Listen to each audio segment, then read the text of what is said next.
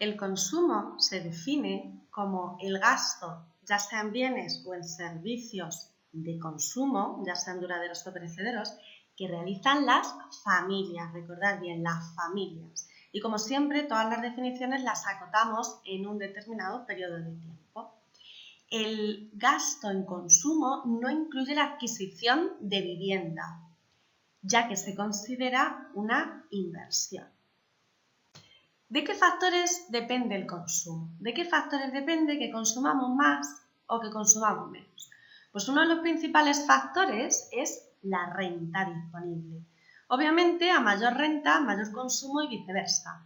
Pero no solamente tenemos que tener en cuenta la renta actual, sino la renta permanente, que es la renta que por término medio tiene una persona a lo largo de su vida. Es decir, la renta teniendo en cuenta ingresos tanto presentes como pasados y futuros.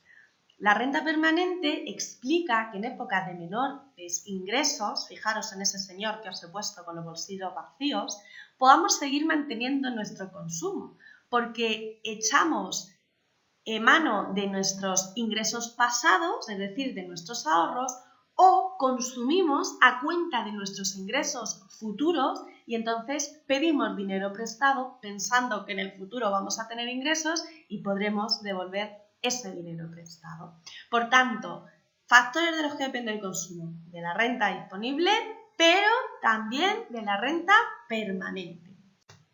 El ciclo de vida en el que se encuentran las personas también influye en que consumamos más o menos. Está demostrado que jóvenes y ancianos consumen más la renta que tienen que personas de edad intermedia. ¿Por qué? Pues porque las personas de edad intermedia también se preocupan en ahorrar, pues por ejemplo, para adquirir una vivienda, para iniciar un negocio, para comprarse un coche, mientras que los jóvenes y los ancianos pues no tienen esas preocupaciones y gastan lo que tienen.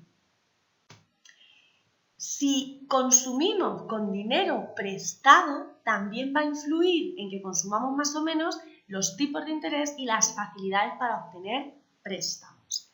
El tipo de interés es el precio de pedir dinero prestado. Es decir, si yo pido dinero prestado, a cambio tengo que pagar unos intereses. Eso ya lo sabemos todos a estas alturas de economía.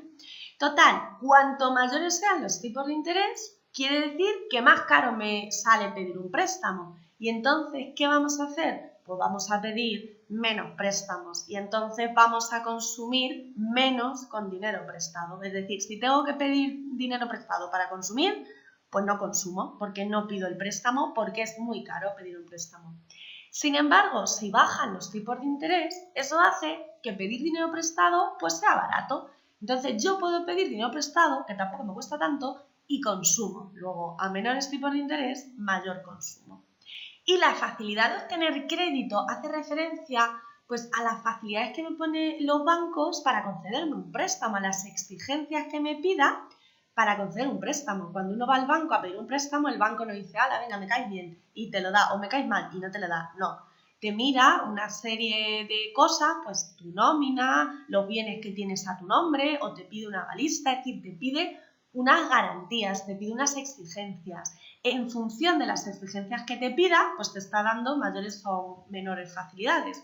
Total, si esas facilidades, si esas exigencias que te pide son menores, pues obviamente se van a conceder más préstamos y entonces se consume más.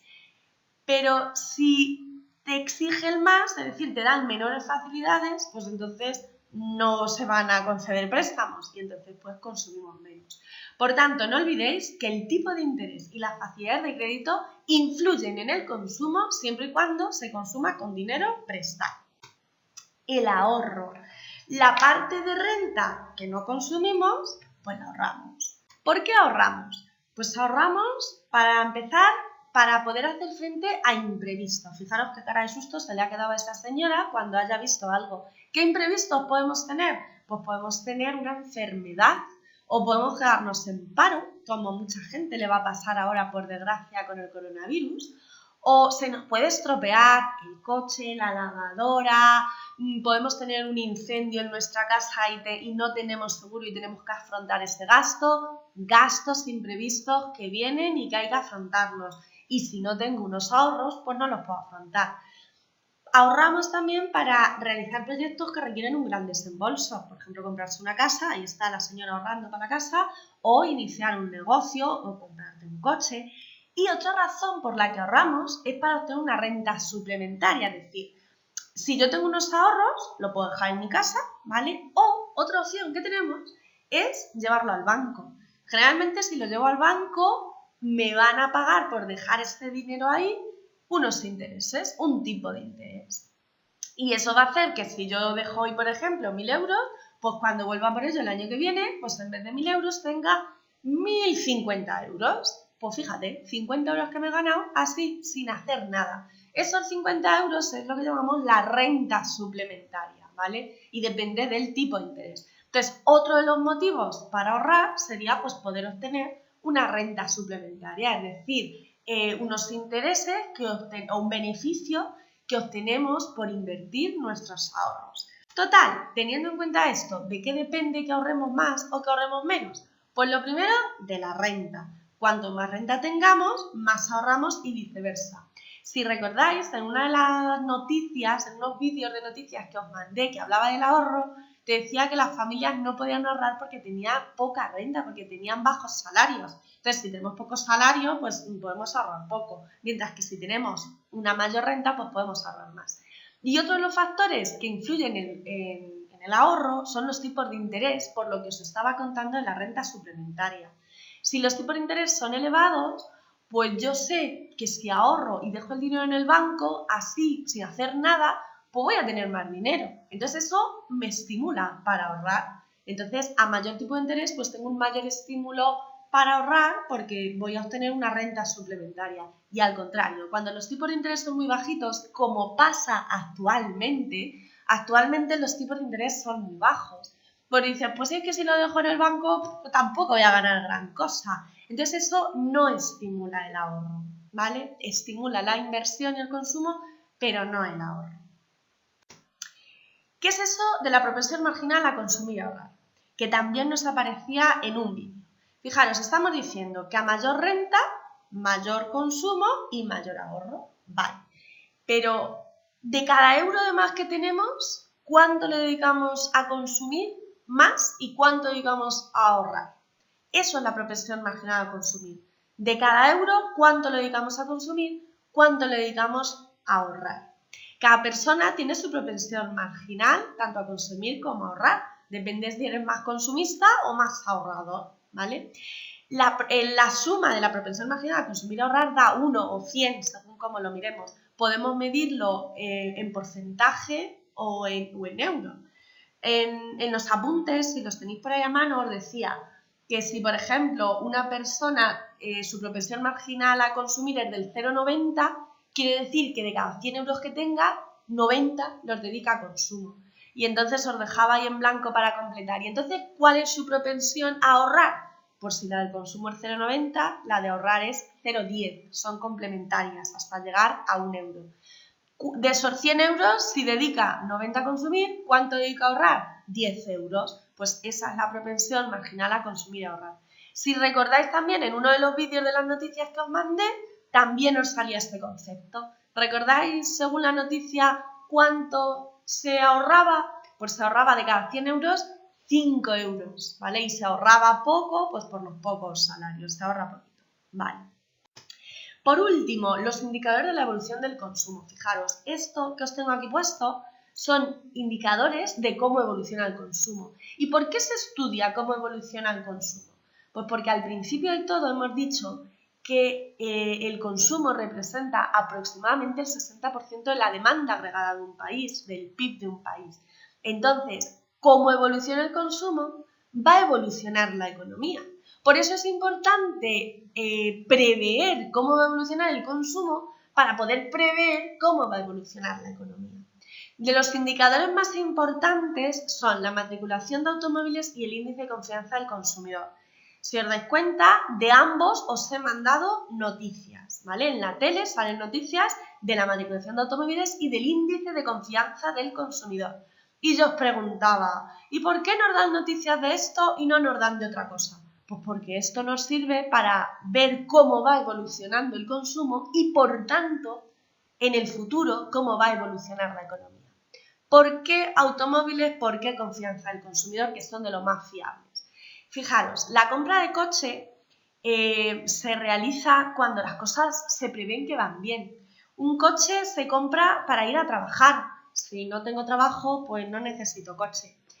Un coche se compra para viajar, para el ocio, que ahora tanto lo necesitamos también. Un coche requiere un gran desembolso. Si yo no considero que las cosas van a ir bien, pues no hago un desembolso en la compra de un coche o me meto en un préstamo para comprar un coche. Y si considero que las cosas van a ir bien, pues sí que me las compro. Entonces, por eso, un indicador de la evolución del consumo es la matriculación de automóviles, porque es un indicador de que los consumidores, de que las familias consideran que las cosas van a ir bien o van a ir mal. En función de que consideren una cosa u otra, compran coches o no compran coches. Por eso se utiliza la matriculación de automóviles. Y otro de los grandes indicadores y fiables de la evolución del consumo y por tanto del futuro de la economía es el índice de confianza del consumidor. Fijaros, las personas consumimos o no consumimos en base a nuestras expectativas sobre el futuro. Si yo creo que las cosas van a ir bien, pues consumo más y ahorro menos. Si yo pienso que las cosas van a ir mal, consumo menos en el presente y ahorro más por lo que pueda pasar en el futuro. Entonces, al final nos estamos moviendo por expectativas. Estamos haciendo las cosas por lo que pensamos que va a pasar en el futuro. Bueno, pues el índice de confianza del consumidor lo elabora el CIS, el Centro de Investigación Sociológica, que es una institución que tenemos en España para elaborar encuestas, tipo Aline, ¿vale? Y elabora este índice. ¿Qué es lo que hace? Pues pregunta a los consumidores, hace una encuesta y pregunta pues qué confianza tiene en el futuro, cómo cree que van a ir las cosas.